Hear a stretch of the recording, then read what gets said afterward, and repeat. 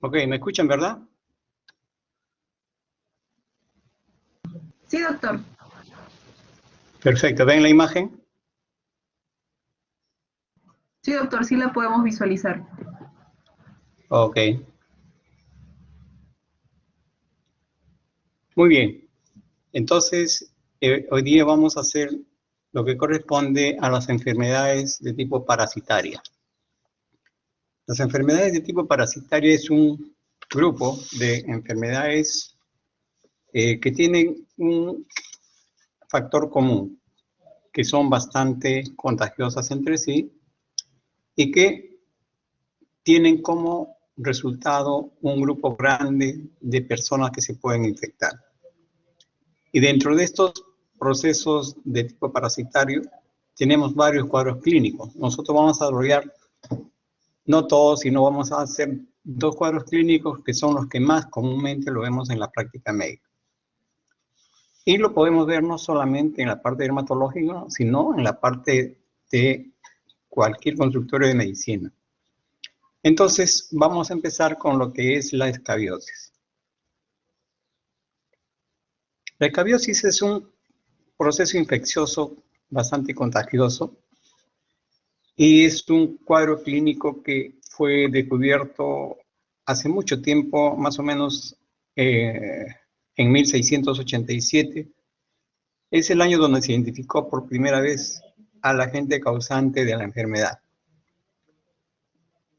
Y esta enfermedad tiene varios sinónimos, como ustedes ven acá: sarna, acarosis, también le llaman carranchín, picor de campo, picor de la tienda de campaña, 7 luchas, rasca-rasca, es decir, tiene varios sinónimos.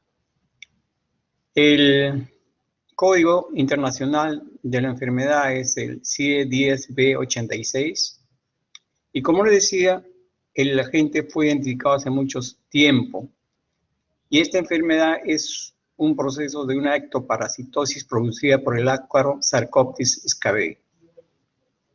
Este Sarcoptes scabiei tiene una distribución mundial.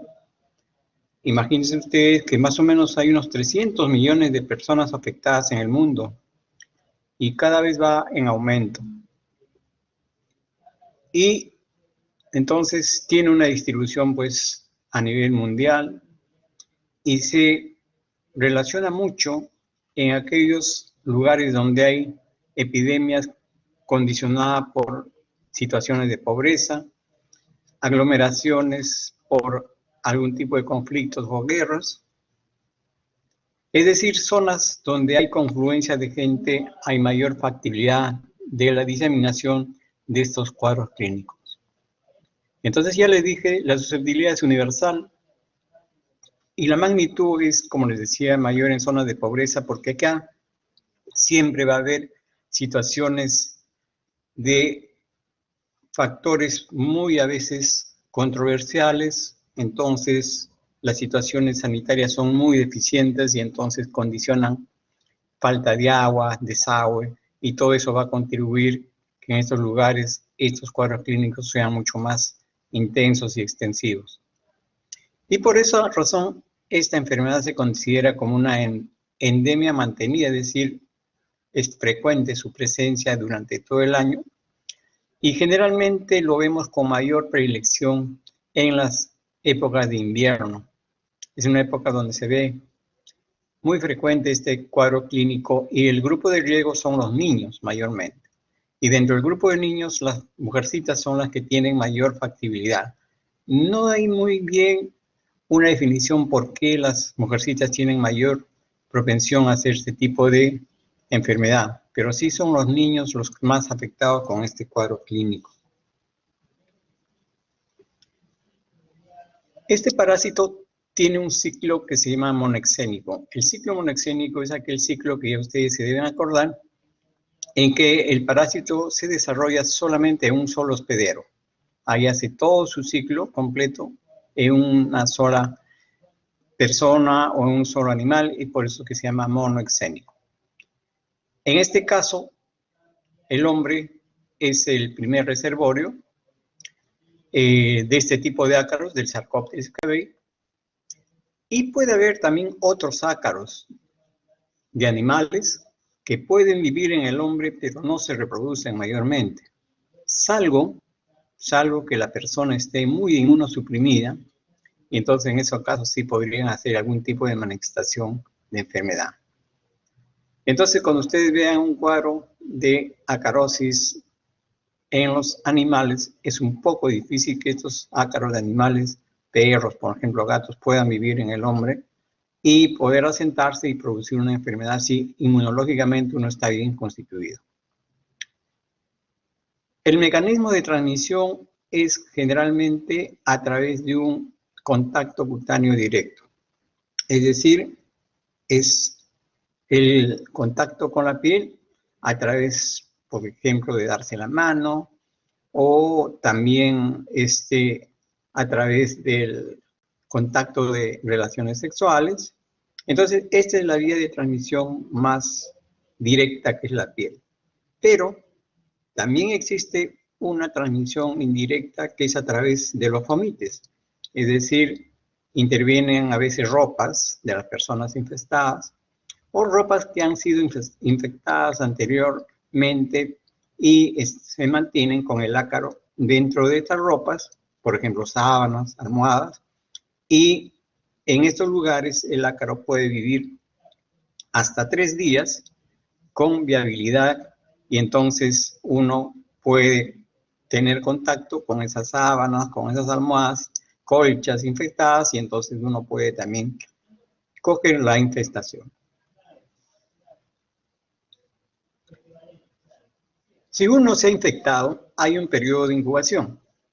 Este periodo de incubación generalmente es de 2 a 6 semanas antes de la aparición del prurito. El prurito viene a ser el síntoma mucho más fastidioso en este cuadro clínico, y es el primero que aparece. Y esto generalmente en las personas que nunca han tenido una exposición previa al ácaro, es decir, nunca han tenido un contagio anterior con el ácaro, entonces pasa o tiene que pasar de 2 a 6 semanas antes que aparezca esta picazón. Pero hay personas que ya se infectaron con el ácaro anteriormente, y entonces en ellos sí la infestación o el periodo de la aparición del síntoma es mucho más corto. Aparece más o menos en un periodo de 1 a 4 días después que nuevamente se ha infectado esta persona. Entonces es muy importante que sepan esto, porque si ustedes que nunca se infectaron toman contacto con una persona que está infectada y esos síntomas ustedes todavía lo van a percibir después de 2 a 4 o 6 semanas posterior al contacto con esta persona que los ha contagiado. Pero si alguno de ustedes, cualquiera, ya estamos infectados o nos infectamos alguna vez con esta parasitosis, entonces ahí sí la sintomatología lo vamos a pasar, o digamos, vamos a sentir mucho más rápida. Generalmente van a tener que pasar solamente un día, 4 días máximo, y ahí empiezan a aparecer el prurito, que es la molestia mucho más nítida, mucho más, digamos así, importante en esta patología. Entonces, ya conversamos, el periodo de transmisión es a través de la piel, es algo universal, y aquí hay que tener en cuenta que hay personas que inmunológicamente están disminuidas por algún factor, personas que pueden estar recibiendo algún tratamiento con, digamos así, corticoides, pacientes que puedan estar de repente con un problema de neoplasias, están recibiendo radiación, quimioterapia, personas diabéticas, es decir, personas que inmunológicamente están disminuidas, y entonces en ellos que por A o por B se infectan con esta parasitosis, este parásito les hace un cuadro mucho más agresivo, un cuadro más intenso, que se manifiesta con lesiones de aspecto, digamos así, hiperqueratóxicas, que semejan mucho a un cuadro de una psoriasis. Entonces, esta manifestación más agresiva, digamos así, se va a ver generalmente en pacientes inmunocomprimidos, y esta infestación de estos pacientes toma el nombre de sarna noruega. Y toma el nombre de sarna noruega porque este tipo de superinfestación casualmente se detectó en Noruega en 1848, y ahí habían pacientes que recibían tratamientos por y estaban inmunosuprimidos. Entonces, estos pacientes aparecían este tipo de lesiones de aspecto hiperqueratósico, que no tenían picazón, que no tenían esa molestia de la picación, había ausencia de prurito debido a la falla inmunológica de estos pacientes, y que después se descubrió que estas lesiones hiperqueratósicas eran debido a la invasión extensiva de esta parasitosis del Sarcoptes escabei. Entonces, a este tipo de infestación de este Sarcoptes agresivo en pacientes inmunológicamente disminuidos se denominó sarna noruega. El parásito tiene una particularidad de que es un parásito adulto con un dimorfismo sexual. La hembra es mucho más grande que el macho. Generalmente la hembra mide entre 300 a 500 milimicras, el macho entre 213 a 285. Su forma es redondada, no tiene segmentos, es aplanado dorsalmente y tiene 4 pares de patas cortas. Es una característica muy sui generis de este parásito. Y los huevos tienen más o menos unas 160 milímetros de longitud, que tiene una forma ovalada. Y esta forma ovalada, cuando revientan, salen unas larvas de tipo apodas. Entonces, este parásito va a tener una metamorfosis incompleta, y más o menos el proceso es de la siguiente forma. Las formas juveniles de los machos y hembras van a copular en la superficie de la piel, o sea, afuera. Una vez que ocurre esto, el macho muere, y después de la cópula, ya la hembra se introduce en el estrato córneo de la piel. Al introducirse al estrato córneo, busca un espacio y empieza a desarrollar túneles. Entonces, estos túneles le va a servir como una guarida, y a su vez también estos túneles le va a servir para que la hembra empiece a depositar huevos. Entonces va haciendo el túnel y va depositando huevos en un promedio de 2, 3 a 4 huevos al día, que en suma pueden llegar a sumar de 30 a 50 huevos en total. Entonces, esto es el trabajo de la hembra, y una vez que este parásito hembra ha hecho esta función, demora aproximadamente unos 14 días, a veces un mes, a veces un mes y medio, y ahí también muere en el túnel. Entonces, la hembra ya muere, de los huevos que han sido depositados eclosionan o salen las larvas hexápodas. Estas larvas hexápodas van a tratar de salir a la piel. Y al tratar de salir a la piel, salen otra vez hacia afuera, y en ese momento ya se transforman en ninfas octópodas, en un promedio de tiempo que va de 2 a 3 días aproximadamente. Y entonces, esta ninfa octópoda ya en la superficie de la piel muda más o menos en 2 oportunidades, y ya se transforma en adultos machos y hembras. Y nuevamente empieza la cópula y todo el proceso que hemos dicho. Entonces, ese proceso es muy importante porque el parásito hembra se introduce a la piel y busca el estrato córneo para formar las cavidades o los túneles acaróticos, donde va a depositar los respectivos huevos. Y entonces, cuando nosotros vemos una afectación de este tipo, Podemos hacer una biopsia, ya les habrán dicho, la biopsia es un procedimiento dermatológico, ¿no?, que consiste en extraer un pequeño segmento de piel y hacerle un proceso de estudio en forma de láminas, y estas láminas nos van a presentar diferentes tipos de manifestación de tipo histopatogénico.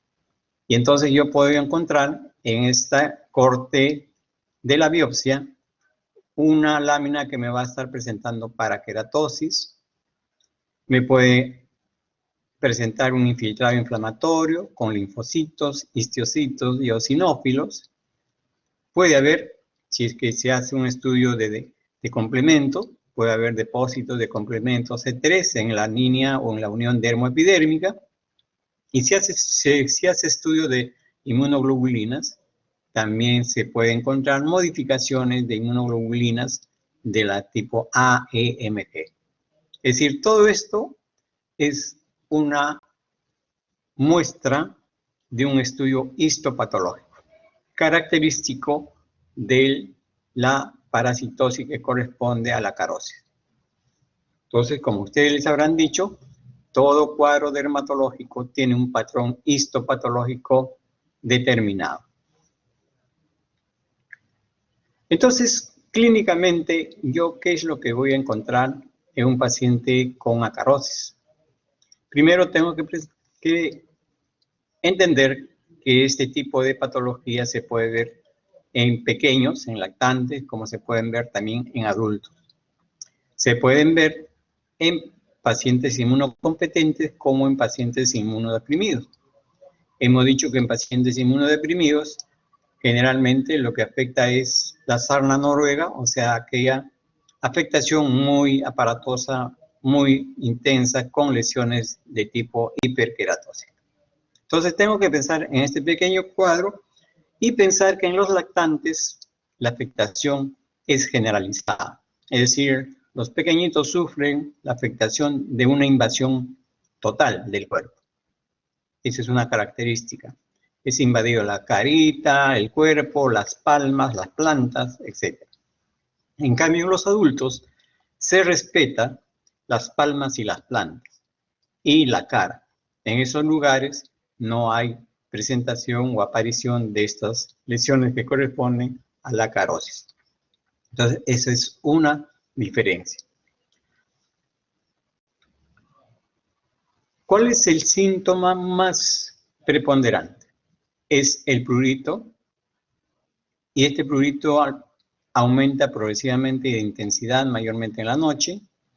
Esto, al parecer, relacionado con la situación de la movilidad del parásito dentro del túnel. Al parecer busca un momento de mayor calor, entonces por las noches el cuerpo entra en un estado de mayor tranquilidad, mayor, digamos así, pasividad, el cuerpo se calienta un poco más y entonces eso condicionaría que el parásito se movilice con un poco más de soltura y entonces empieza a depositar los huevos a través de en los surcos sacarinos, y eso sería como un factor de mayor hipersensibilidad para sentir un prurito mucho mayor, sobre todo por las noches.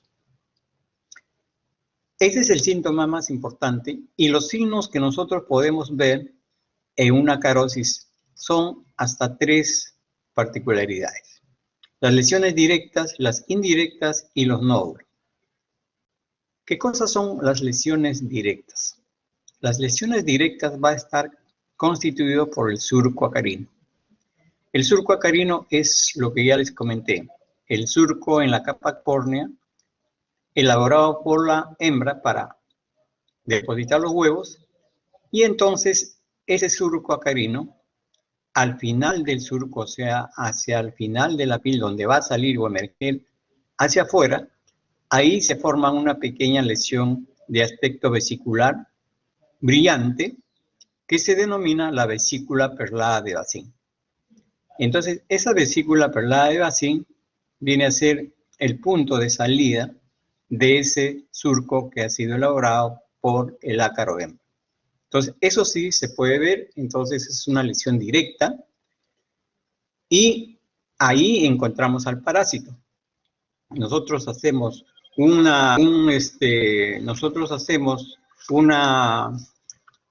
examen y vamos a encontrar al parásito en esa zona de la vesícula perlada. En cambio, si nosotros vemos las lesiones indirectas son aquellas lesiones que aparecen por una reacción de hipersensibilidad.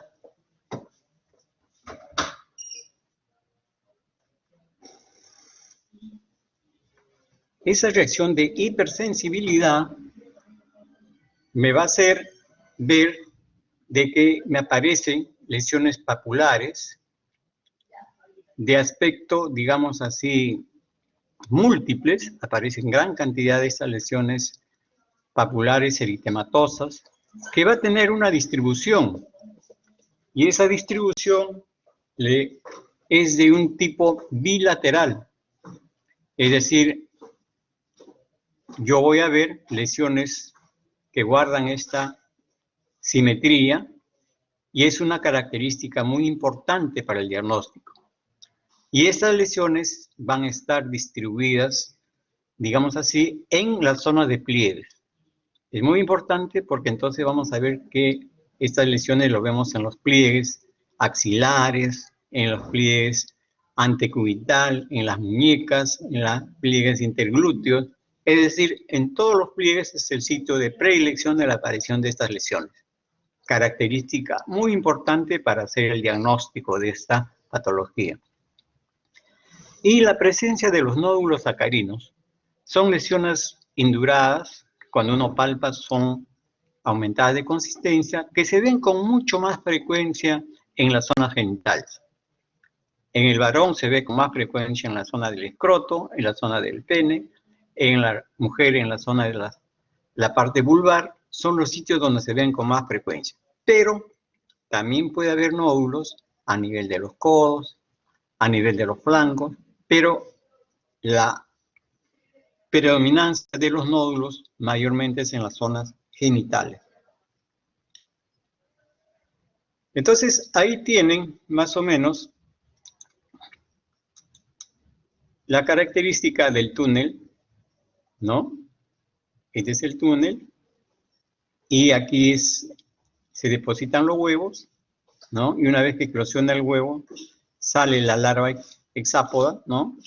Y afuera la larva hexápoda se convierte en una ninfa octópoda y que después de 2 mudas, más o menos, ya se convierte en un elemento adulto, ¿no? Y entonces ya hace nuevamente su ciclo de cópulo y otra vez forma otra vez su pequeña surco, y así va formando una gran cantidad de estos surcos en la zona del estrato córneo.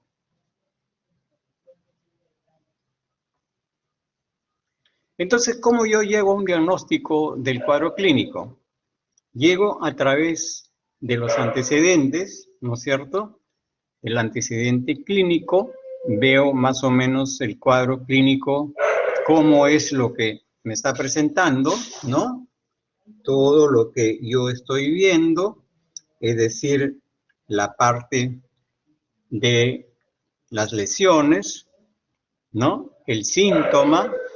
Epidemiológicamente puedo tener digamos así, un dato muy importante si este paciente nos dice que en la casa hay otras personas que tienen una picazón en el cuerpo, y entonces vamos a tener que este paciente va a tener la facilidad de que esta gente que están bien dentro de su casa, que pueden ser familiares, que pueden ser ellos mismos, también le va a picar el cuerpo. Entonces es un dato epidemiológico muy importante.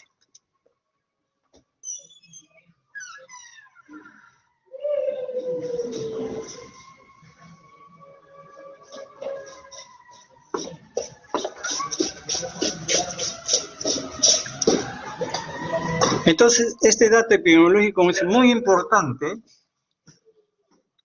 porque esta es una parasitosis que tiene una facilidad para el contagio y entonces, por lo tanto, es muy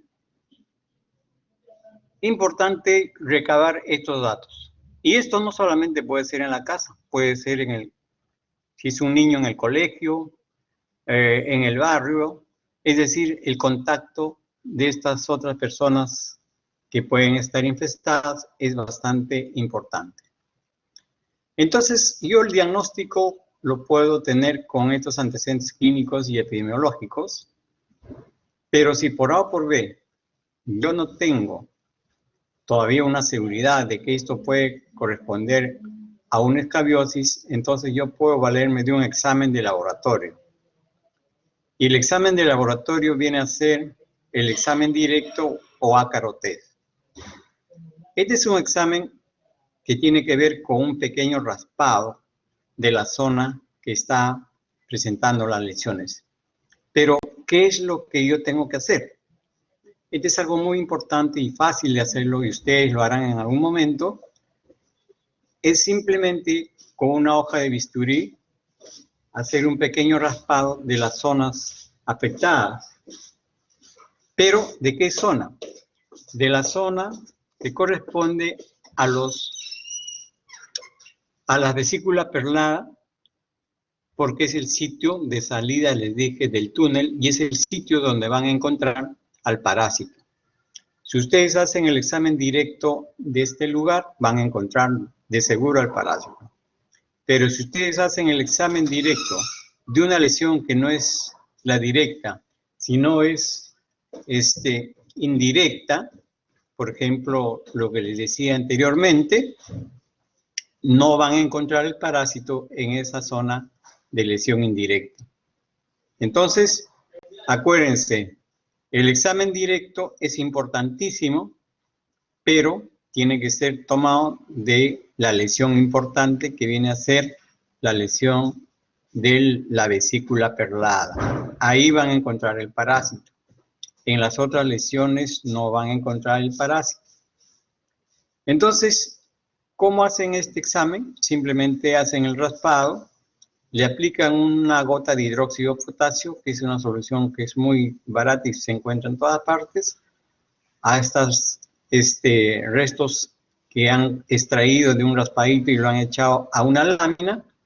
Y entonces en esta lámina le echan el pequeño raspado, le echan la gotita de hidróxido de potasio, le ponen la lámina encima y lo observan al microscopio. Un microscopio siempre existe en algún lugar o en todos los lugares casi, y entonces es fácil que ustedes puedan ver esta figura. Entonces, ustedes en ese frotis que hicieron pueden ver esta figura del ácaro o simplemente pueden ver un ácaro de repente fragmentado porque en el momento de tomar la muestra lo agarraron y lo cortaron, entonces puede ver alguna parte del ácaro o pueden ver los huevos también del ácaro. Algo que determine que hay presencia de ácaro. Entonces, con eso ustedes tienen el ácaro test positivo para este Sarcoptes escabei. Y entonces ya tienen el diagnóstico, ¿no es cierto? Ya les toca entonces el tratamiento. Y el tratamiento es en base a algún medicamento que tiene que ser seguro, que no tenga el riesgo de producir alergias, intoxicación. Entonces, en el mercado, para este cuadro clínico, hay fármacos que tienen la mayor parte de aplicación tópicas y también hay fármacos de aplicación oral. Lo importante es que las aplicaciones tópicas mayormente no deben aplicarse sobre la cara, sobre las mucosas. Y como es un cuadro clínico que tiene que ver con bastante picazón, es muy fácil que la persona infectada se rasque y al rascarse se produzca una infección sobreagregada. Es decir, se contamina la zona con bacterias, sobre todo si se trata de niños. Y entonces hay una sobreinfectación con bacterias. Entonces, ¿qué es lo que hay que hacer? Hay que hacer, primero, curar la parte de sobreinfectación, y esto tendrán que ustedes llamarlos a usar antibióticos, y controlada esta sobreinfección bacteriana, ustedes tendrán que aplicar la otra parte del tratamiento del paciente, que es con los medicamentos antiparasitarios. Para esto hay varios fármacos que ustedes ven, todos son efectivos, siempre y cuando lo hagan en la mejor forma y sepan utilizarlo. Entonces, ustedes ven ahí el benzoato de bencilo al 10 y 20%, son las presentaciones, al 10% para niños y al 20% para adultos. El 10% para niños le va a mejorar a un niño sin ningún problema, pero si ustedes le ponen el de 20% al niño, muy seguro que le va a producir una dermatitis de contacto. Entonces, por ahí tienen que saber que existen dos presentaciones con 10 y 20%. El benzoato de bencilo es un medicamento muy antiguo, hasta ahora se mantiene, pero hay que saberlo aplicar. Se aplica generalmente después de un baño en todo el cuerpo, por la noche, y después de aplicar se deja hasta el día siguiente para el baño respectivo al día siguiente. Entonces, esto ha condicionado que este benzoato de bencilo empiece a actuar. Pero el benzoato de bencilo elimina a las formas adultas del parásito. Y a veces en un cuadro clínico vamos a tener formas adultas y formas jóvenes. Entonces, como elimina formas adultos, ¿yo en qué momento voy a eliminar a las formas jóvenes? Entonces, el benzoato de bencilo se aplica unos 5 días seguidos, y una vez que se aplicó 5 días seguidos, se detiene uno el tratamiento, deja pasar otros 5 días sin aplicación de medicamentos, y después nuevamente se vuelve a aplicar otros 5 días el benzoato de bencilo, con la finalidad que los primeros 5 días se eliminó a los parásitos adultos, se dejó en blanco 5 días para que esos elementos jóvenes pudieran pasar a adultos, y en los siguientes 5 días entonces se eliminan a los nuevos parásitos adultos, y de esta forma ustedes tienen ya un tratamiento completo y con garantía de que han eliminado a todos los gérmenes que están ahí presentes. Entonces, esa es la forma del uso del benzoato de bencilo. Entonces, la permetrina al 5% es otra crema que no tiene esa particularidad del uso igual que el benzoato, sino es una crema que se usa también previo baño en todo el cuerpo. El tratamiento es aplicación general de todo el cuerpo, desde el cuello hasta la punta de los pies, si no, no garantizan una mejoría, y se lo dejan hasta el día siguiente. La permetrina tiene la particularidad que tiene un esquema de una aplicación semanal, y pueden aplicarlo 2 veces o en algunos casos hasta 3 oportunidades. Ese es el esquema, es un buen medicamento y la aplicación es bastante cómoda. El hexacloruro de gamma benceno igualmente es un fármaco que se aplica, pero 5 días seguidos y en forma continua, previo baño y en todo el cuerpo. La vaselina sufrada al 5% es un medicamento, uno de los más antiguos, porque es un medicamento bastante cómodo económicamente, porque es azufre al 5% en una base de vaselina o petrolato, y esto se puede aplicar igualmente unos 5 o 7 días en el paciente diario, por la noche, previo baño.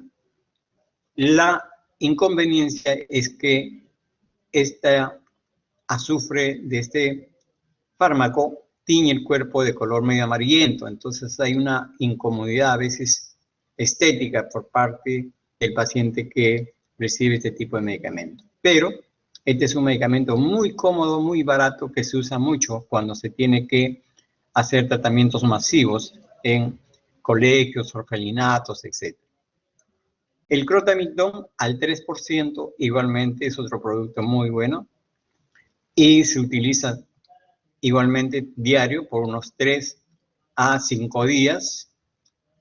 El tiabendazol y la ivermectina son tratamientos de vía oral. La ivermectina, que es un medicamento que se ha utilizado ahora últimamente, ¿no es cierto? Entonces, la ivermectina es un medicamento que se da a 1 gota por kilo de peso y se puede dar en 2 oportunidades con una, digamos así, separación de 7 días. Es un medicamento que va muy bien en los pacientes, pero la ivermectina oral se utiliza cuando se ha usado medicamentos tópicos y no ha habido de repente alguna muy buena respuesta. Entonces, todos estos medicamentos son muy buenos si en caso los saben usar en la forma como les he dicho. De todos estos medicamentos, en los niños se utiliza con más frecuencia el Crotamicdon y la permetrina. Y en las pacientes gestantes está indicado mayormente la permetrina como una alternativa para pacientes gestantes. Entonces, eso también tienen que saber. El hexacloruro de gamma-benceno es un medicamento muy bueno, pero cuando no lo saben aplicar, tiene algún riesgo, sobre todo de neurotoxicidad. Por eso está contraindicado en pacientes niños y en gestantes. Entonces, eso también lo deben saber sobre estos medicamentos que no se pueden usar en pacientes que están gestando. Entonces, como ven, hay múltiples fármacos, pero todos ellos tienen que saber ustedes manejar.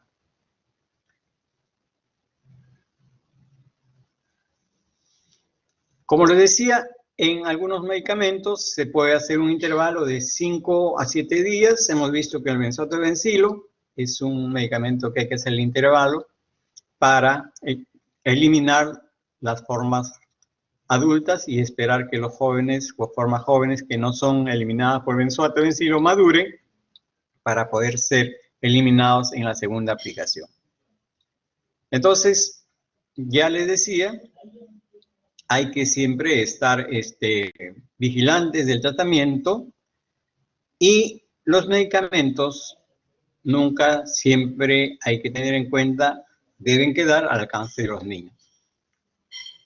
Y lo que estábamos conversando es muy importante sobre la terapia de los casos índices o también llamados contactos de estos pacientes, porque ustedes a través de la historia clínica van a darse cuenta que muy probable este paciente se contaminó o se contagió en algún lugar, que puede ser su misma casa, puede ser el colegio, puede ser la universidad, puede ser el barrio, es decir, en algún lugar se contaminó. Por lo tanto, si ustedes ya saben cómo es la enfermedad, cómo es el tipo de contagio, entonces muy fácilmente ustedes tendrán que hacer también el tratamiento de los contagios. Es decir, si en la casa el hermano, la mamá o el papá o alguno de ellos o todos están también con el mismo cuadro clínico de picazón, entonces es muy probable que todos estén infestados. Entonces el tratamiento tiene que ser para todo, no solamente para el que ha ido a la consulta, porque definitivamente ha habido un contagio en la casa y en la casa están otras personas con el mismo problema y entonces el tratamiento debe ser para todos. Lo mismo en el colegio, si hay un niño que está infestado con esto, entonces tienen que hacer un tratamiento previo estudio de todo el grupo en el cual se mueve este niño en el colegio, es decir, el salón Tienen que ver porque es muy probable que en el salón también haya otros niños ya contaminados. Entonces es una cadena que se van contagiando de a poco y por lo tanto los tratamientos tienen que ser tanto para el paciente como para los familiares, para los amigos, para el grupo, es decir, en todo nivel donde este paciente pueda tener contacto. Solo así podrán ustedes erradicar este cuadro clínico. De lo contrario, el paciente podrá estar volviendo a reinfectarse periódicamente y si es que no se eliminan estos focos o contactos de estos pacientes con otros que están infestados. Entonces, es muy importante el tratamiento de estos pacientes y algunos, digamos así, cuidados que hay que tener, sobre todo en lavar la ropa interior, las prendas de vestir, las sábanas, ¿no? Generalmente en estos lugares hemos dicho que pueden estar depositados también los ácaros, porque pueden caer a estas sábanas y poder vivir hasta 72 horas, y entonces estar viables, y cuando hay una persona que utiliza estos elementos, se puede infectar fácilmente.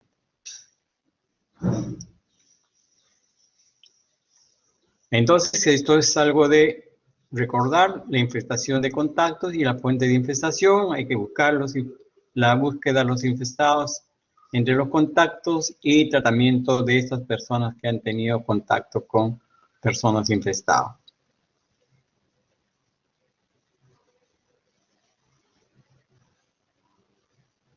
Y entonces, cuando hay, digamos así, cuando hay algún grupo que está infestado, digamos así, un colegio, un orfelinato, un salón, un asilo, entonces se tiene que hacer tratamientos masivos para esta gran cantidad de personas y entonces se puede usar ahí sustancias que pueden tener un alcance de efectividad y de acuerdo a las condiciones, digamos así, de posibilidad económica, procurar usar el medicamento más apropiado. Ya le dije que hay medicamentos muy fáciles de poder conseguirlo, por ejemplo, la vaselina sulfurada, que es bastante cómodo. Igualmente, es un medicamento que se puede usar en grupos grandes, con un éxito bastante también grande. Se puede usar cualquier medicamento, pero tiene que haber una coordinación para un tratamiento masivo. Aquí tenemos algunas lesiones donde ustedes ven esta región escrotal. Hay la aparición de una lesión nodular. Miren, esos pequeños nódulos. Estas otras son lesiones pequeñas papulares.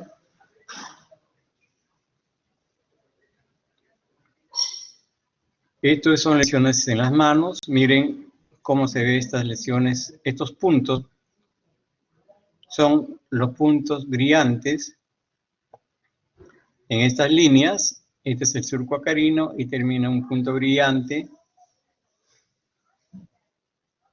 que son las vesículas perladas. Miren, las vesículas perladas de Bassine. Entonces, acuérdense, la vesícula perlada de Bassine es el punto del orificio de salida del túnel acarino. Entonces aquí miren.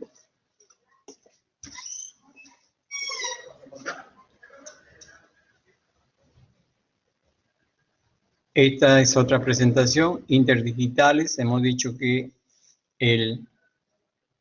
las lesiones se ubican en pliegues, entonces en todas estas pliegues interdigitales existen también aparición de las lesiones en pliegues de la muñeca, antecubital, axilar, inguinal, inguinocrural.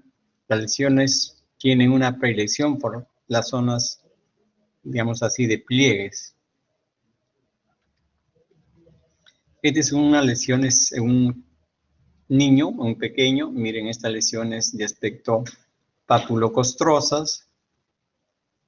Miren acá, esta lesión de aspecto vesicular, pero un eritema marcado.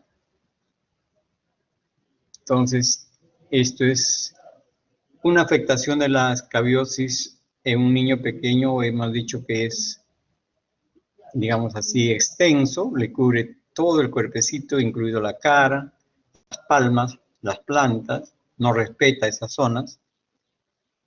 Se infecta con facilidad porque el niño se rasca por el prurito intenso, ¿no? Y se puede ver aquí como un área, al parecer, de tipo infectada, con ya elementos bacterianos. Esta es otra lesión genital. Miren, lesiones papulares, eritematopapilares. Igual acá, en la región escrotal. Y esta es la sarna noruega en las ingles y en los muslos. Son lesiones hiperqueratóxicas, por eso que se ven medias como si fueran placas amarillentas en esta zona. Ven acá. En esta zona escrotal, igualmente en el genital, en la zona púbica. Igualmente acá en esta zona de los muslos, miren unas placas de aspecto amarillento. Acá se ve un poco mejor estas lesiones de aspecto hiperqueratóxicas, o sea, con una piel engrosada. Algunas pequeñas pápulas. Otras de aspecto vesicular, miren. Entonces, esta es una infestación bastante agresiva. Miren, una sarna noruega. Y miren cómo se forman estas placas de aspecto hiperqueratóxico. Esta es la piel normal que ven aquí. Y esta es como una piel engrosada, o sea, una piel hiperqueratóxica. Y que se abre, incluso se fisura. Acuérdense ustedes, las lesiones elementales, fisuración. Estas son las fisuras, miren cómo se fisura la piel gruesa. Entonces, esto es una sarna noruega, y cuando uno no tiene la idea o uno no ha llegado a comprender, estas lesiones lo puede fácilmente confundir con otros cuadros clínicos dermatológicos. Yo puedo pensar que esto es una psoriasis, por ejemplo, ¿no? Las psoriasis cursan con placas hiperqueratóxicas, ¿no? Y muy fácilmente confundible con esta lámina. Entonces, esa es la característica de una sarna noruega. Y se hace así hiperqueratóxica porque, en primer lugar, estas zonas hay un depósito de parásitos en forma abundante. El parásito se va reproduciendo y como es paciente inmunosuprimido y paciente inmunosuprimido prácticamente condiciona que no haya picazón debido a la falla inmunológica. Entonces, el parásito sigue extendiéndose y agresivamente va formando esta piel de aspecto grueso. Acá otras lesiones en un niño pequeño, miren, lesiones de aspecto papular,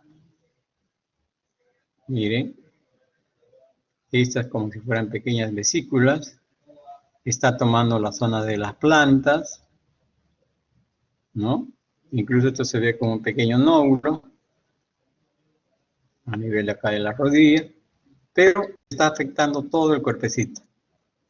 Miren, totalmente.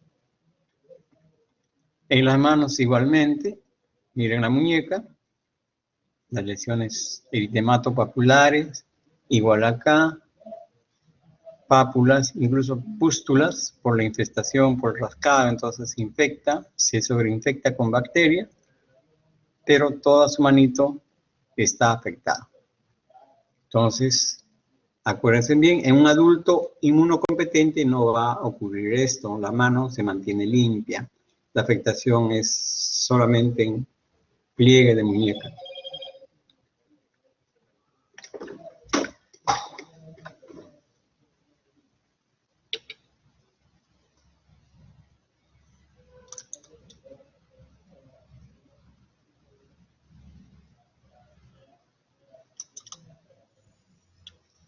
Muy bien.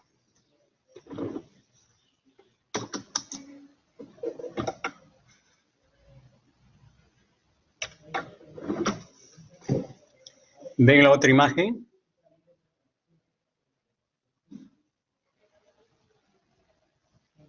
Sí, doctor, sí podemos verlo. Ok. Entonces pasamos al otro cuadro clínico que es la pediculosis. La pediculosis igualmente es un cuadro clínico que se ve en medicina general, se ve en todo consultorio, no necesariamente tiene que ser dermatología, y esto es importante para que ustedes sepan y puedan atender y solucionar estos cuadros clínicos que son sencillos, pero simplemente hay que conocerlos, hay que leerlos y hay que entenderlos. La pediculosis, ¿qué cosa es? Es una infestación parasitaria del cuero cabelludo, el tronco y el área púbica. Entonces, 3 zonas, para lo cual hay 3 parásitos que son del mismo grupo, pero en diferentes tamaños. Uno afecta el cuero cabelludo, otro afecta el tronco y otro afecta la zona púbica.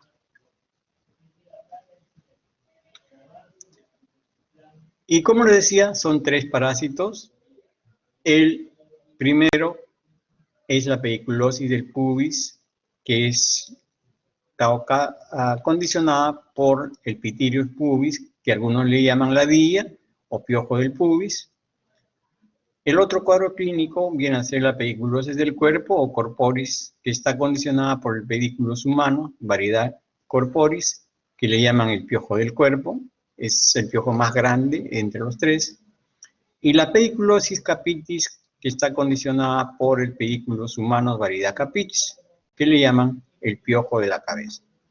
Como les decía, 3 piojos de la misma familia, pero de diferentes tamaños. Entonces, de los 3, ¿qué cosa ocasionan? ¿Qué síntomas ocasionan los 3? Prurito. En los 3 cuadros clínicos, el prurito es el síntoma más importante. Es muy intenso, que va a ocasionar rascado, y al rascarse uno se va a producir escoriaciones, es decir, heridas profundas, y esto puede dar lugar a lo que después se origine una piodermitis, un pioderma, es decir, una contaminación, ya sea por bacterias de cualquier, digamos así, estafilococo o estreptococo, y en muchos casos esta piodermitis, sobre todo en los niños, es el cuadro clínico que los lleva a la consulta. A veces el papá llega con el niño o la niña y vienen con un cuadro infeccioso en el cuero cabelludo, con una reacción ganglionar en el cuello, que es lo que les asusta a los papás, y todo viene o parte muchas veces de un cuadro clínico de una pediculosis, a veces en este caso del cuero cabelludo. Entonces la piodermitis o la pioderma, que es la complicación, a veces viene a ser la puerta, digamos así, de alarma en el cual el paciente recién empieza y viene a la consulta. ¿Qué cosa trata el piojo de la cabeza o la pediculosis capitis? Este es un cuadro clínico que se ve, como están viendo ustedes acá. Puede afectar a niños y adultos y se va a transmitir a través de 2 maneras. Directamente, de persona a persona, sobre todo en niños cuando juegan, ellos treparan, se abrazan, se juntan su cabeza uno con el otro y ahí viene la infestación. O a través de elementos o somites que vienen a ser o vienen a actuar como los peines, los cepillos, los sombreros. Es decir, un cepillo que a veces usaba por 1 o 2 personas o 3 y entonces se van pasando la infestación. O prestaciones de sombreros o gorros, uno se presta con el otro, se intercambian sus gorros, sombreros, y entonces ahí también viene el proceso de infestación. Y todo esto, lógicamente, secundado por una falta de higiene. Y entonces cuando uno adquiere el parásito, va a tener que haber un periodo de incubación. Este periodo de incubación más o menos tiene un tiempo de 15 días, después del cual aparece ya el síntoma o los primeros síntomas, que hemos dicho que también en este caso es el prurito.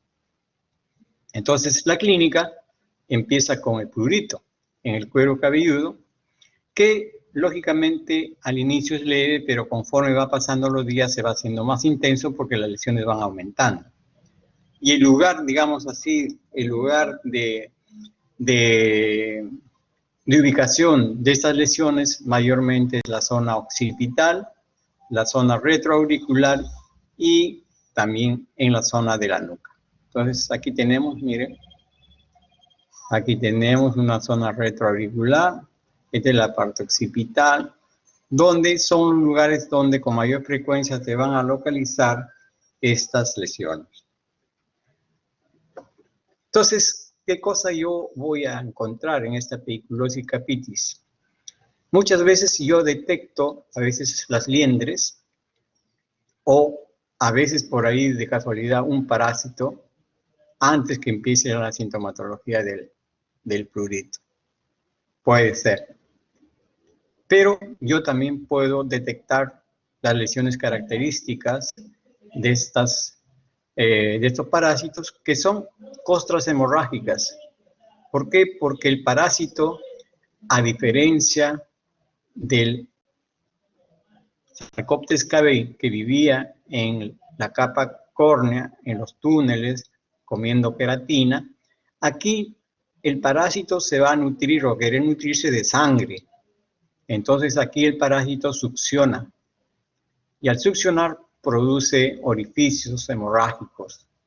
Y entonces, como este proceso produce picazón, entonces uno va a encontrar que se rascan, y al rascarse, entonces encuentro que la piel se empieza a formar costras debido a esta pequeña succión, y conforme el rascado se hace más intenso, se van a ver poco a poco unas pequeñas placas eczematosas, es decir, unas placas que se van a localizar en las zonas que hemos visto, la zona retroauricular, en la zona occipital, mayormente. Entonces vemos como pequeñas placas que son eczemas, y son plaquitas eczematosas debido al rascado que uno se produce por la picazón de estos parásitos.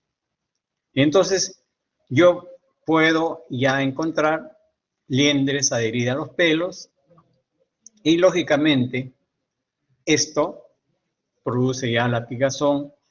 Se debe uno a veces no controlarse a la picazón, implica rascado, y debido al rascado se produce todo un proceso de impetiginización del cuero cabelludo y de la zona de la nuca. Entonces ya cuando se impetiginiza, ya se coloniza de gérmenes, sobre todo de bacterias, y entonces esto ya está originando un cuadro infeccioso. Y como consecuencia de este cuadro infeccioso viene la respuesta de nuestro cuerpo, que es la formación de ganglios. Entonces aparece las adenomegalias de tipo occipital. Entonces aparecen lesiones de aspecto elevadas, de aspecto tumorales pequeñas, que están localizadas en esta zona. Entonces, eso es a veces el detonante para que el paciente venga a la consulta o el papá traiga la consulta al niño. Entonces, generalmente vamos a encontrar un niño que presente un impétigo que prácticamente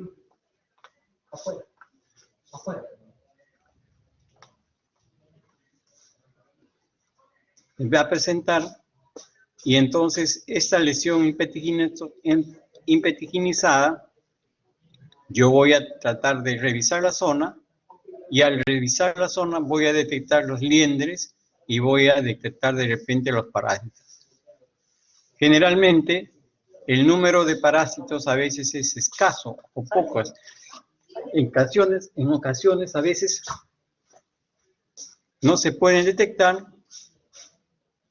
y el diagnóstico mayormente es originado en base al hallazgo de los liendres. Entonces acá tenemos, miren, estas son las liendres, que son, digamos así, los espacios o los pequeños elementos donde está el parásito. dentro. Acá tienen una liendre y acá tienen el parásito dentro. Entonces, esto ya es algo muy importante. Este es el parásito ya adulto.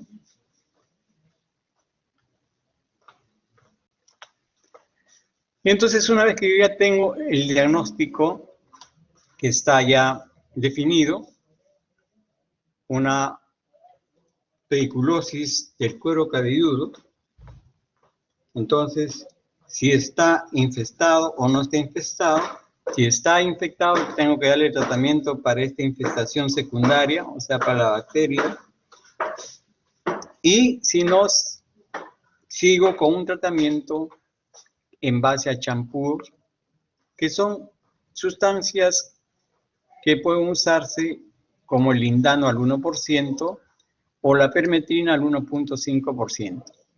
Entonces son sustancias que actúan en forma directa, se utilizan como champús, pero también pueden haber otros elementos efectivos, como son, por ejemplo, el malathion al 0.5%, el benzoato de bencilo al 20% y también una serie de piretroides. Pero todos estos medicamentos son buenos, simplemente el tratamiento es humedecer el cuero cabelludo, se aplica estos champús o cremas, porque también aquí puede usarse los otros medicamentos que hemos conversado, el crotamitón y todas esas cosas, y entonces se hace el enjabonamiento, se deja unos 5 o 10 minutos y después se debe enjuagar.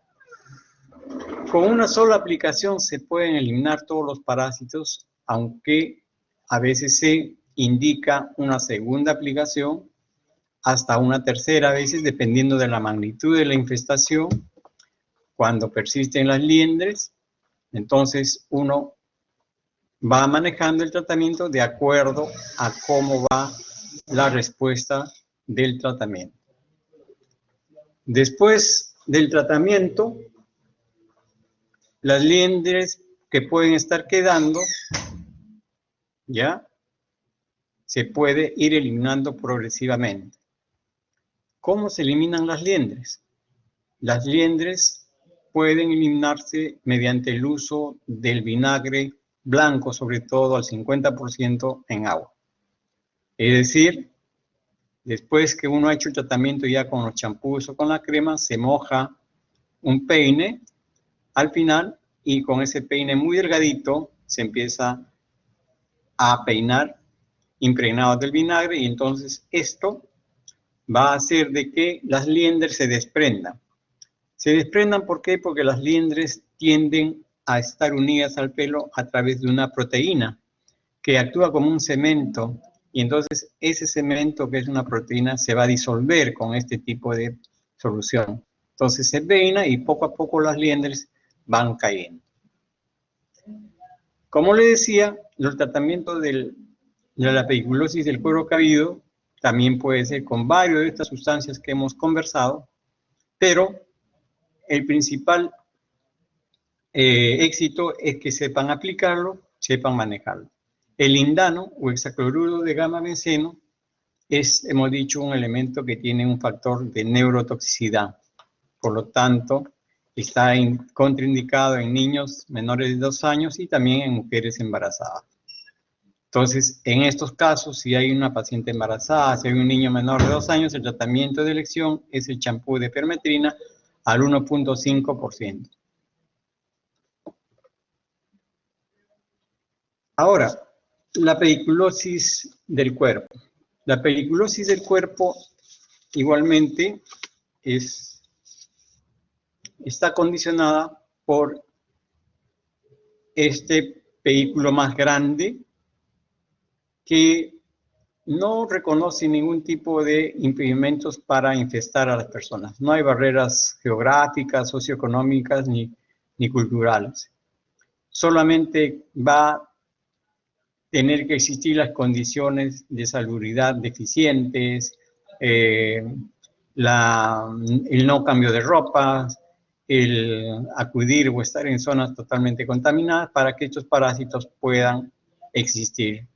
Y estos parásitos se alojan generalmente en las ropas de la persona, generalmente en las zonas de los pliegues, de los elementos de vestir, en las costuras, y de ahí salen y se ponen en contacto con la piel para poder succionar, alimentarse y volver a esconderse en estos lugares. Salvo del que el paciente a veces tenga bastante vellosidad, entonces podemos encontrar a veces a estos parásitos escondidos dentro de estas vellosidades. Esta es una afectación generalmente de ambos sexos, que ya les dije, hay una deficiencia en la higiene personal, en el cambio de ropa, etc. Es muy fácil ver esta parasitosis en personas a veces abandonadas, en los asilos, personas que viven a veces en la calle, que no tienen un hogar, que pernoctan en sitios no muy saludables. Entonces, todas estas personas con mucha facilidad hacen estos tipos de infestación. Entonces, esto es un cuadro clínico que se va a transmitir igualmente por contacto corporal directo o a través también de las fomites que actúan, sean las ropas o las sábanas, o tengamos los colchones. Y entonces, estos parásitos se van a alojar en diferentes partes del cuerpo, mayormente en el cuello, en el tronco, en la axila, en la cintura, en las nalgas, en las ingles y en otras zonas de prisión. Son los sitios por donde van a deambular y van a succionar y van a ir prácticamente alimentándose de esta succión. Y entonces el parásito succiona y en cualquiera de estos lugares y nuevamente vuelve a esconderse en los pliegues de la ropa. Este parásito es uno de los tres más grandes del grupo, mayormente su tamaño es de 2 a 4 milímetros de tamaño. Y clínicamente nosotros vemos en el paciente estas lesiones, que son los orificios de succión. Son los orificios de succión el que el parásito ha ido, ha succionado para sacar sangre y alimentarse, y acá se pueden formar unas lesiones de ese aspecto, como unas pápulas de aspecto urticariforme. Unas pápulas urticariformes muy pruriginosas.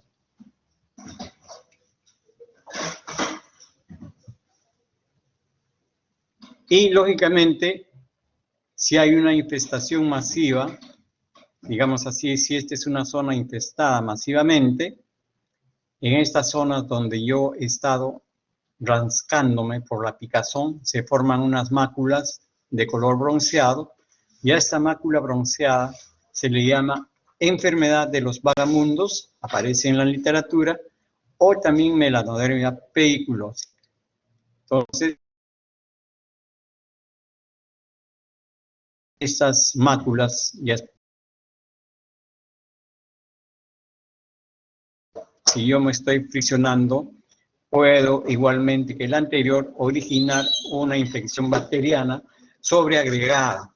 Por favor, esta infección bacteriana sobreagregada o secundaria puede también tener afectación linfática, ¿ya?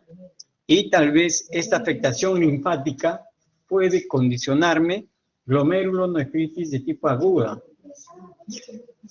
Es decir, puede producirme, miren, hasta dónde llegar estas afectaciones, hasta una glomerulonefritis de tipo aguda. Y lógicamente esto conlleva a una cronicidad y a una lichenificación de estas zonas rascadas y producir lo que se ve como unas placas gruesas de aspecto de piel, digamos así, hiperqueratóxicas o lichenificadas. El diagnóstico diferencial de este cuadro clínico es con la sarna, con la dermatitis herpetiforme y también con la furunculosis. Acuerden ustedes, con la sarna o la escabiosis producía lesiones papulares, eritematosas, entonces fácilmente es un diagnóstico diferencial. La dermatitis herpetiforme es otras lesiones de aspecto papulosvasiculares dispersas, y la furunculosis prácticamente es un conglomerado de lesiones que afectan el folículo y también puede uno hacer un diagnóstico diferencial. El tratamiento es digamos así, una desinfección sistemática de las ropas del individuo, de la cama y del colchón si es posible, ¿no? Si en caso hay un colchón donde el paciente pues pernocta y siempre está ahí, entonces hay que hacer una desinfección sistemática de estas ropas de la cama y del colchón, si es posible. Se pueden usar sustancias diversas como la piretrina o el malatio, se puede usar benzoato de bencilo, podemos usar el hexacloruro de gamma-benceno, podemos usar el crotamitón, es decir, todos los medicamentos que usamos para la acarosis también podemos usar aquí. Lo que difiere es que en estos casos uno puede aplicarse, por ejemplo, el benzoato de bencilo o, digamos así, el crotamitón o la permetrina y aplicarme en toda la zona del cuerpo, dejar por lo menos 1 hora y después de 1 hora hacer que me bañe y después de esto prácticamente hay una gran eliminación de estos parásitos. Esto lo puedo hacer en una sola aplicación, pero generalmente a veces se repite a la semana para consolidar el tratamiento. Y lógicamente, tan igual como vimos para la acarosis, en todas las pediculosis igualmente hay que tratar de buscar los puntos de contacto, todos los contactos del individuo, en el cual hay un riesgo, lógicamente, que persista el cuadro clínico, por lo tanto, tendrían que eliminarse estos focos para que no haya una reinfectación en el paciente que ustedes están tratando. Entonces, esto es muy importante, tratamiento de todos los contactos del individuo. Y la otra es la pediculosis pubis, o también llamada la guía. Esta es una pediculosis que puede contraerse por contacto sexual. Esta es la vía más importante, más directa, el contacto sexual. Aunque también puede compartirse a través de la ropa o de la cama. Es decir, ropa que uno usa, ropa interior sobre todo, polos, o de repente, más que nada, ropas interiores, ropas de deportes, o también elementos de cama como son sábanas, almohadas, que también pueden estar albergando a estos parásitos. Entonces uno se infesta y lógicamente empieza todo un proceso muy molestoso y es el prurito genital. Y esto va aumentando conforme va aumentando el tiempo de infestación. En el varón, muchas veces que tiene bastante vellosidad, este parásito puede subir, ascender por el pelo del abdomen hasta llegar a la zona de las axilas en poco tiempo, con lo que la pigazón persiste y se hace más extensivo. El varón generalmente, o las damas, se dan cuenta a veces de algo extraño que pasa cuando revisan sus ropas interiores. Y ahí observan de que hay unos puntos negros, y estos puntitos negros en la ropa interior están traduciendo que son, ¿qué cosa?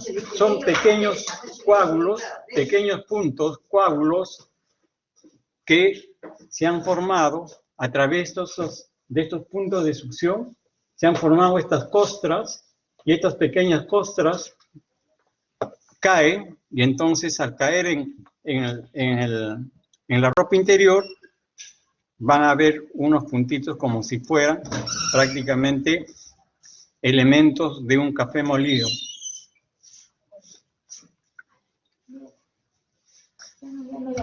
Elementos de café molido, y que da la impresión como si se hubiera manchado con algo oscuro, puntiforme, pero no son más que pequeños elementos de costras, ¿no es cierto?, de los pequeños orificios de succión que se han ido cayendo poco a poco, y conforme va pasando el tiempo, aparecen más y aparecen más. Entonces, Esto es muy importante. El paciente a veces con esto se alarma y este es el punto de partida para hacer este diagnóstico. Entonces, cuando yo soy un poco más acucioso, miro la zona afectada, ¿no?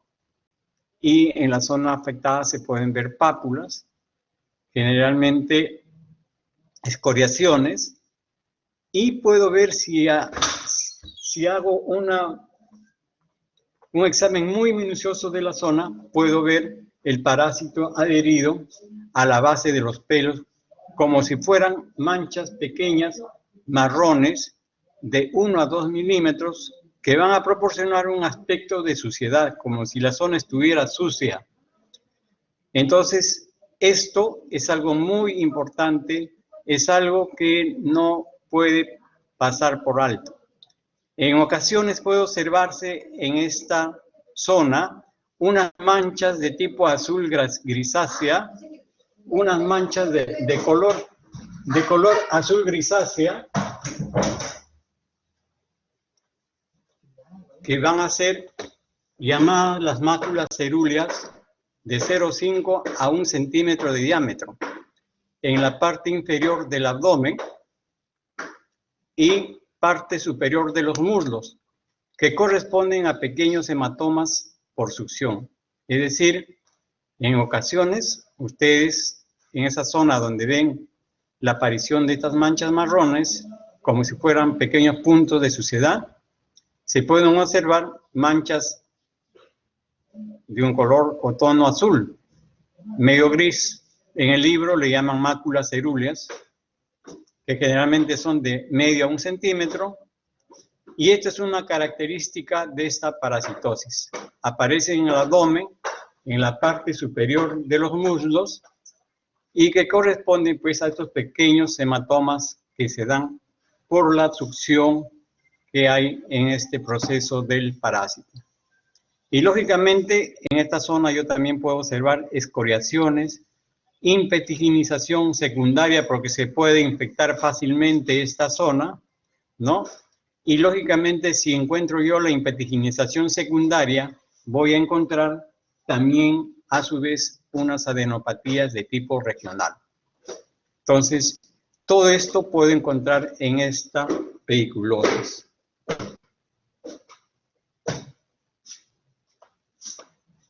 Y el tratamiento de este cuadro clínico, de esta pediculosis del pubis, es igualmente, hay que usar o podemos usar cualquiera de los medicamentos que hemos mencionado anteriormente. Hay que enjabonar la zona con este champú anti el pedículo y uno lo deja ahí un espacio de 5 a 10 minutos y después de eso ya uno puede lavar la zona.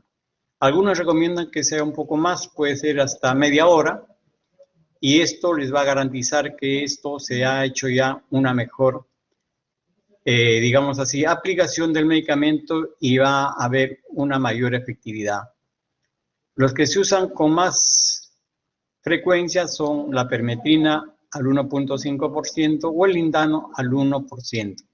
Acuérdense, el lindano es el hexacloruro de gamma-benceno, que está contraindicado pues en niños pequeños y también está contraindicado en gestantes. La permetrina es un medicamento de elección porque es un medicamento que no produce mayores problemas y se puede usar también tanto en niños como en gestantes. Y lógicamente este proceso de este tipo de pediculosis, igualmente el tratamiento simultáneo tiene que ser de la pareja o de los contactos sexuales que haya tenido el paciente. Entonces, no van a ganar nada si solamente tratan al paciente y esto definitivamente ha sido a través de un contacto con otra persona. Entonces, tienen que tener el tratamiento también para la parte, digamos así, de los contactos. Ahora, en algunos casos, estas pediculosis soladías se adhieren, hemos dicho, a la zona de las axilas, al vello axilar, incluso algunos pueden llegar hasta la zona de las pestañas, y lógicamente aquí ya producen otro problema mucho más serio. Entonces, cuando tenemos estas ladillas adheridas a las pestañas, se van a tener que algún tratamiento diferente. No se puede usar los medicamentos que hemos venido usando con el cuerpo porque provocaríamos un daño tremendo a la zona del ojo. Entonces, cuando hay estas ladillas adheridas a las pestañas, hay que usar pomadas oftálmicas de fisostigmina al 0.025%, o también se puede usar vaselina 2 veces al día durante 8 días más o menos. Entonces vamos a tener un éxito en la eliminación de este parásito en esa zona. La ropa interior, las sábanas y las toallas deben lógicamente cambiarse, lavarse y todas esas cosas, ¿no? Lo más importante y lo que deben saber es que cuando se diagnostica una pediculosis del pubis, por protocolos de tratamiento debemos descartar la existencia de otra enfermedad de transmisión sexual asociada mediante un examen genital, y siempre tenemos que pedir unos exámenes de serología para LUES y para el HIV. Eso es un dato muy importante que tienen que saber todo paciente que viene con esas características que estamos estudiando. ¿Ya? Entonces, el diagnóstico se establece al encontrar el parásito a la exploración, tanto en el cuero cabelludo, tanto en el cuerpo, tanto en la zona púbica. Y los diagnósticos diferenciales más saltantes y más directos son cuando se trata de la pediculosis de la cabeza con la dermatitis seborreica. Es el diagnóstico diferencial, digamos así, más cercano. Si se trata de la pediculosis del cuerpo, el diagnóstico diferencial mucho más cercano es con la sarna o la escabiosis. Y cuando se trata de esta, digamos así, pediculosis de la zona anogenital, el eczema es el diagnóstico diferencial de preferencia. Entonces, miren los diagnósticos diferenciales que se hacen más específicamente con estos 3 tipos de parasitosis. Esta es la clasificación internacional de las pediculosis.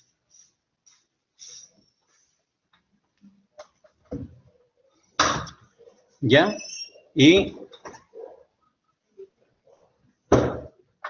aquí tenemos todas.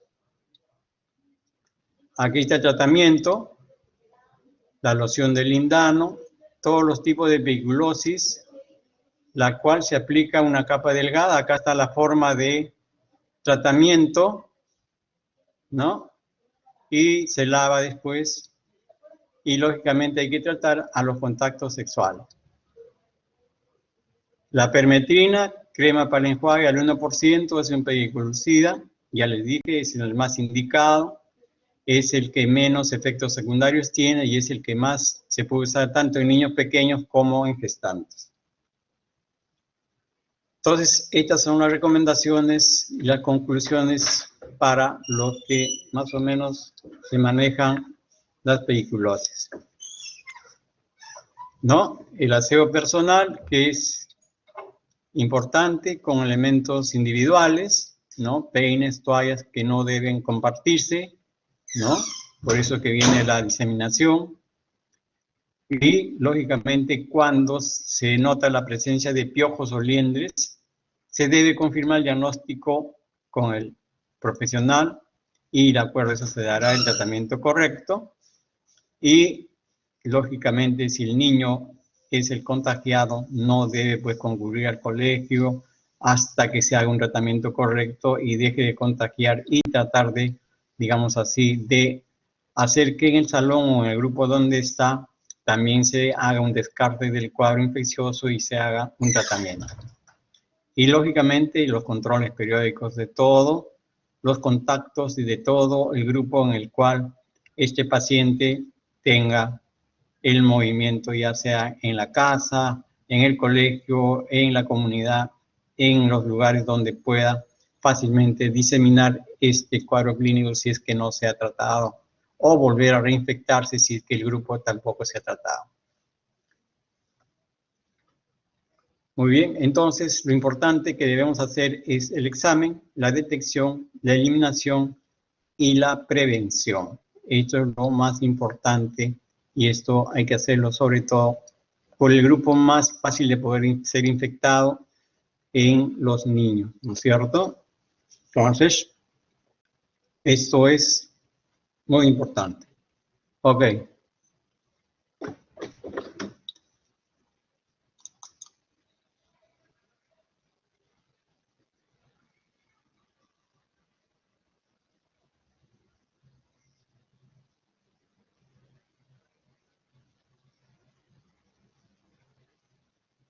¿Alguna pregunta?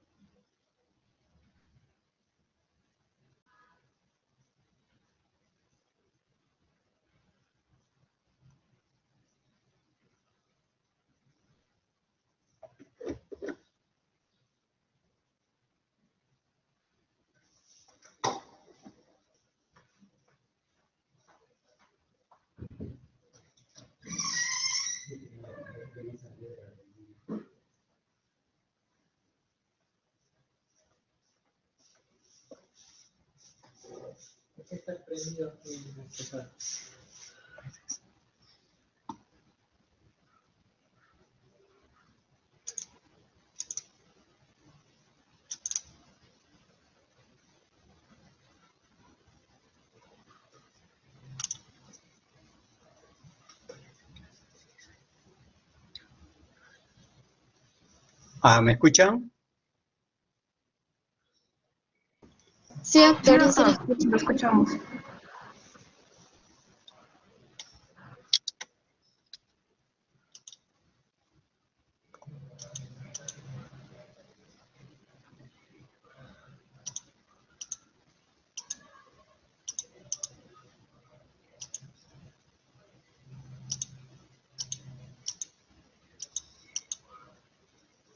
Muy bien. ¿Alguna pregunta?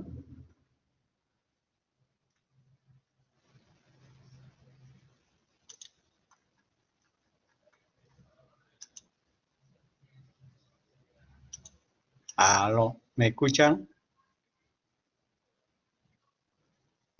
Sí, doctor, ha quedado todo claro.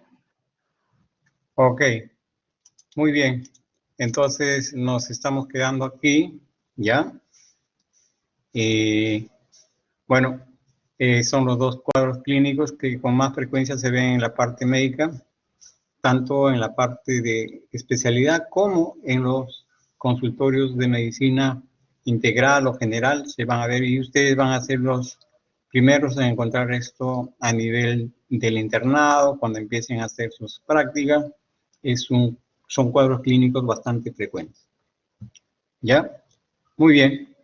Entonces, en vista que está todo claro, entonces vamos a dar por terminado la reunión. Muy bien, ok. Entonces nos estamos comunicando, nos estamos viendo. Saludos, cuídense y nos estaremos viendo en otro momento. Buenas tardes con todos.